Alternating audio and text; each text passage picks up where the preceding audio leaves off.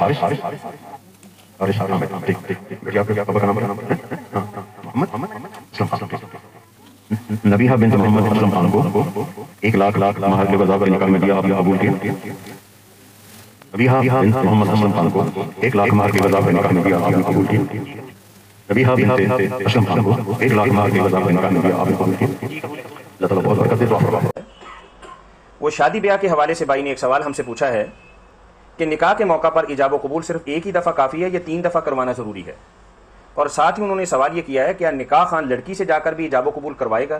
وضاحت فرما دیں. ایجاب و قبول تو صرف ایک ہی کا مرتبہ ہے، زیادہ مرتبہ نہ حدیث میں نہ فقہ میں کہیں نہیں، صرف لوگوں نے اپنی طرف سے یہ رواج جاری کر رکھا، کسی مسلک میں نہیں ہے کہ بار بار پوچھا جائے. اور حضرت فاضل بریلوی رحمۃ اللہ علیہ سے جب پوچھا گیا انہوں نے کہا یار کوئی بھی اقرار ہو دین میں تو ایک ہی مرتبہ، زیادہ کی کہیں نہیں حکم نہ کوئی اس کا کہا گیا. تو اس لیے ایجاب و قبول ایک ہی بار. آپ پوچھ رہے ہیں اس نے ایجاب کے بعد قبول کہہ دیا تو ٹھیک ہے. دوسری بات جو پوچھی گئی ہے کہ نکاح خان جو ہے وہ لڑکی سے بھی پوچھے ایجاب و قبول. ایجاب و قبول نہیں، دونوں سے کروایا جاتا ہے. ایک سے ہوتا ایجاب، ایک سے ہوتا قبول. یہ ایجاب و قبول دونوں سے نہیں، ایک فریق ایجاب کرتا ہے، دوسرا قبول کرتا ہے. جو بھی پہل کرے گا، اگر لڑکا یہ کہہ دے کہ میں تیرے ساتھ اس حق مہر پر نکاح کرنا چاہتا ہوں، یا عالم اس کی طرف کیا ہے کہ بیٹا، اور لڑکی سے کہ وہ اس مہر پر تیرے ساتھ نکاح کرنا چاہتا ہے، یہ پیشکش ہوگی قبول ایجاب. اور لڑکی نے بھی آگے سے کہہ دیا میں نے قبول کیا، ٹھیک ہو گیا. لڑکی کی طرف سے اگر کہا کہ بیٹا فلاں لڑکی کا نکاح اس مہر پر تیرے ساتھ کیا، یہ ایجاب ہوگا. جو پیشکش ہوتی ہے نا یہ ایجاب. جو فریق کہے گا لڑکا یا لڑکی بعد میں جو بولے گا کہ میں نے قبول کیا، وہ قبول، ایجاب و قبول. تو ہوگا تو دونوں فریقوں سے، کیونکہ نکاح کے فریقین جو ہے لڑکا لڑکی دونوں ہے نا. تو اس کا یہ بھی طریقہ ٹھیک ہے کہ عالم جائے اور جا کے لڑکی سے پوچھ لے کہ یہ مہر ہے، اس لڑکے سے تیرا نکاح کر رہا ہے، تو اس نکاح کی مجھے اجازت دیتی ہے. وہ اگر کہہ دے گی تو ایجاب ہو گیا. پھر بچے سے آ کر کہہ دے گا. اگر لڑکے سے پہلے پوچھ جائے اور اس سے جا کر بعد میں پوچھ لے تو ایجاب لڑکے کی طرف سے، قبول اس نے کر لیا. دونوں ٹھیک ہے، کوئی بات نہیں. پوچھنا ضروری ہے. اور عالم اگر نہیں جائے گا تو پھر وکیل جائے گا، اس کا والد یا جس کو وکیل بنایا وہ 2 گواہوں کے ساتھ جائے گا بچی کے پاس. اس سے پوچھے گا کہ یہ مہر ہے، فلاں لڑکے سے تیرا نکاح کر رہا ہے، تیری طرف سے یہ اجازت ہے، منظوری ہے. وہ کہے گی تو پھر آ کر وہ اس عالم کو کہے گا. حق تو ہے کہ جو پوچھ کر آئے وکیل ہی نکاح پڑھے. اصل تو یہ ہے وکیل ہی پڑھے. اگر وکیل کی بجائے دوسرا پڑھے ہے تو کام خراب ہے. اس کو کہتے ہیں نکاح فضولی. کہ عالم کو کیا اختیار ہے، نہ اس نے وکیل بنایا، اس کو یہ کیوں نکاح کر رہا ہے؟ جو مختار بنایا وہ تو اور باپ ہے جس جو پوچھ کر آیا اس کو وکیل مختار. عالم کو تو مختار بنایا، کوئی اختیار نہیں دیا.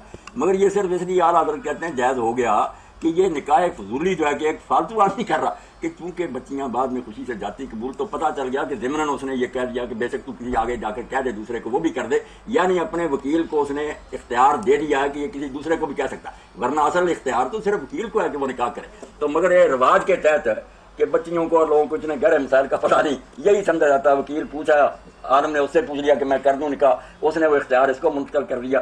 ورنہ جو ہے نا باریک قانونی بات وہ تو یہ کہ لڑکی سے پوچھا جائے کہ کیا تم مجھے اجازت دیتی ہے کہ میں کسی اور کو اگر کہوں تیرا نکاح پڑھائے تو پڑھا سکے. یہ اختیار لے کر آئے کہ کسی اور کو بھی میں وکیل آگے کر سکتا ہوں. جی تو آپ نے مولانا طارق جمیل صاحب کو نکاح پڑھاتے ہوئے دیکھا، اور پھر اس کے بعد مولانا اسحاق رحمۃ اللہ علیہ نے بھی اس مسئلے کو بڑے واضح طور پہ بیان کر دیا کہ 3 بار اس طرح سے قبولہ کروانا لازمی نہیں ہوتا، اور نہ ہی یہ ہمارے کسی بھی فقہا کی طرف سے ایسی بات کوئی ملتی ہے. اور اس کے اوپر ہم ایک دیوبندیوں کا کیونکہ حوالہ دینا لازمی سمجھتے ہیں کہ مولانا طارق جمیل صاحب کا بھی اسی جماعت کے ساتھ تعلق ہے جو دیوبند بیس ہے. تو آپ اپنی اسکرین پہ ایک فتویٰ بھی دیکھ رہے ہوں گے. دیوبندیوں کے علماء سے بھی جب یہ سوال پوچھا گیا تو انہوں نے بھی اس کا یہی جواب دیا کہ 3 مرتبہ اس طریقے سے قبولہ کہنا یا ایجاب یا قبول ہے کہنا یہ لازمی والا معاملہ نہیں ہے. ٹھیک ہے.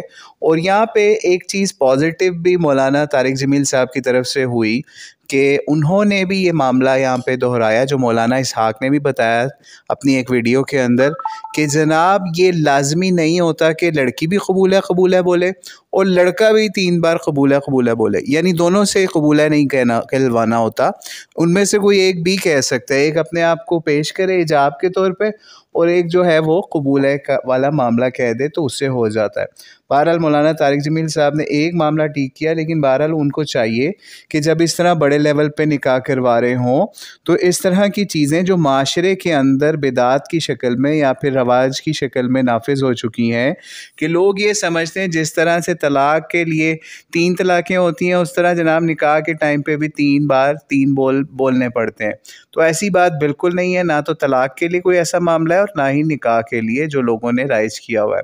اور یہاں پہ ایک اور آپ کو بات بتاتے چلیں کہ مولانا طارق جمیل صاحب جس طریقے سے چپک کے اس عورت کے ساتھ بالکل بیٹھے ہوئے ہیں، ان کا گھر تھا، ان کو چاہیے تھا کہ اپنے گھر کی حد تک تو کوئی اسلام کی نفاذ کی کوشش کریں، جیسا کہ ابھی تبلیغی جماعت کا جو سمجھ لیں پہلا مرحلہ جس وقت ختم ہوا ان کا اجتماع کا، تو وہاں پہ انہوں نے ایک بہت بڑا میڈیا کو سمجھ لیں میڈیا کی سرخیاں لگیں اس معاملے کے اوپر کہ سب سے پہلے آپ اپنے گھروں کے اندر اسلام نافذ کریں، جو وہاں پہ انہوں نے اتنے بڑے اجتماع کو خطاب کرتے ہوئے بات کہی اور اخباروں کے اندر بھی وہ آئی۔ تو مولانا طارق جمیل صاحب اگر آپ کا یہ اپنا گھر تھا یا ہے تو آپ کیوں اس لڑکی کے ساتھ چپک کے بیٹھے ہوئے ہیں؟ پھر آپ نے شاید غور نہیں کیا کہ چپکنے کے علاوہ یہاں پہ مطلب چپکنے آپ کو محاورتاً کہہ رہے ہیں، کوئی اور نہ کوئی اس سے مطلب لے لے، اور مسئلہ یہ ہوا کہ جب ان کے ساتھ بیٹھے ہوئے ہیں تو بار بار یا شروع کے اندر جب انہوں نے اس سے پوچھا اس کا نام یا اس کے والد کا نام ڈاکٹر نبیہہ کے، تو جناب اس کی سمجھ لیں اس کے گھٹنے کے اوپر ہاتھ مار کے اپنا ایک ہاتھ اس کے گھٹنے کے قریب رکھا ہوا اور پھر اس کو ٹچ بھی کر کے اس سے بات کر رہے ہیں جس طرح نارملی ہمارے ہاں ہوتا ہے۔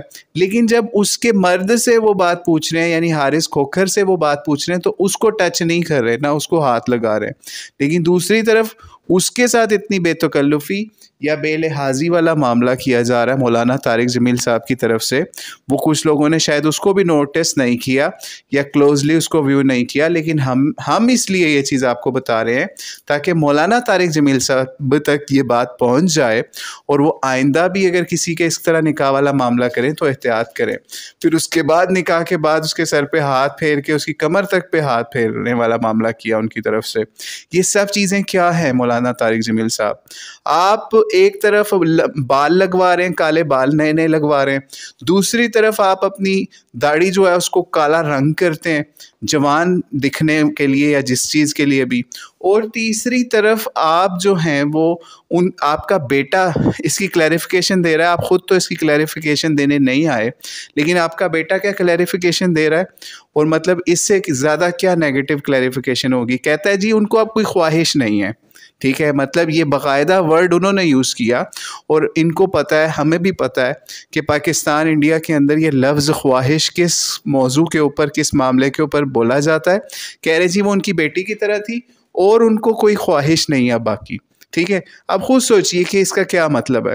بہرحال جو شرعی اصول ہیں علماء کو چاہیے چیریٹی بگنز ایٹ ہوم، پہلے اپنے گھروں سے اسلام کے نفاذ کا معاملہ کریں، وہاں پہ کوئی ایک معاملہ ایسا رکھیں کہ عورتوں کا جو ہے نا وہاں پہ مردوں کے ساتھ آزادانہ اختلاط نہ ہو، آپ کے 2 ڈرائنگ رومز ہوں، ایک طرف مردوں کا ایک طرف عورتوں کا، جس طرح نارملی باقی تبلیغیوں کے گھروں میں بھی ہوتا ہے یا اور مسلمان پریکٹسنگ مسلمان جو ہیں شریعت کا پاس کرنے والے ان کے اندر ہوتا ہے کہ عورتیں ایک طرف نکل جاتی ہیں، بندے دوسری طرف نکل جاتے ہیں، ایسا معاملہ ہو۔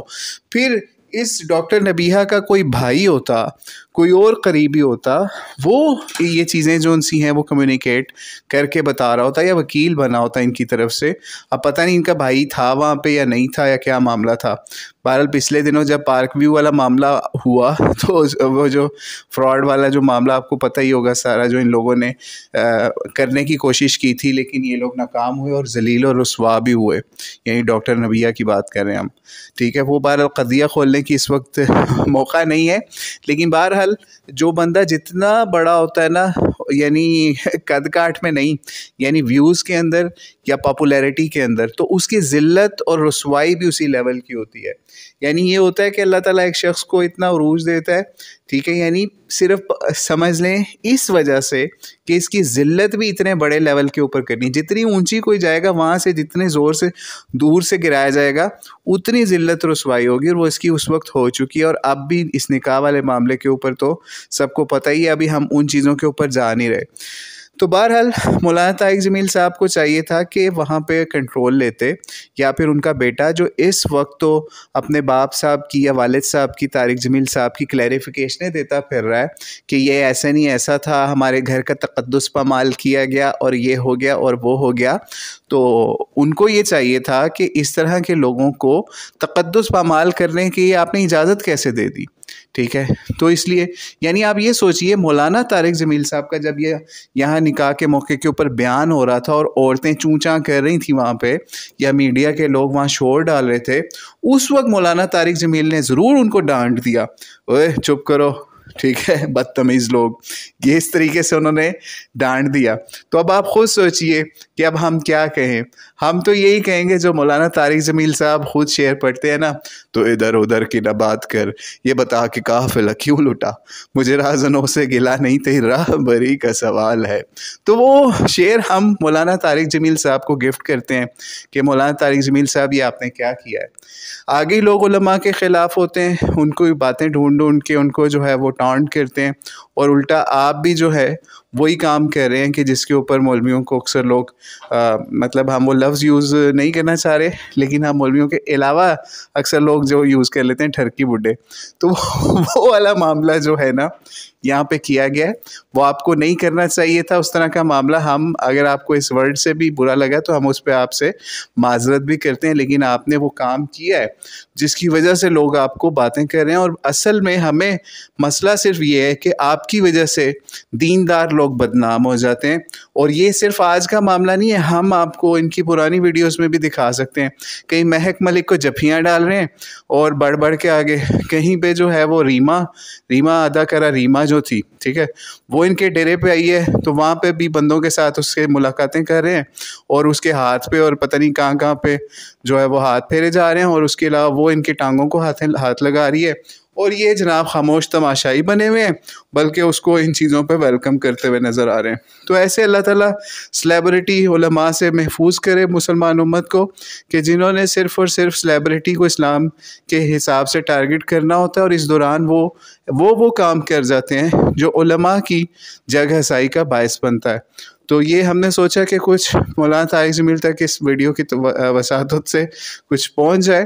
بہرحال اللہ تعالیٰ ان کو ہدایت عطا فرمائے. واللہ اعلم بالصواب. السلام علیکم ورحمۃ اللہ وبرکاتہ.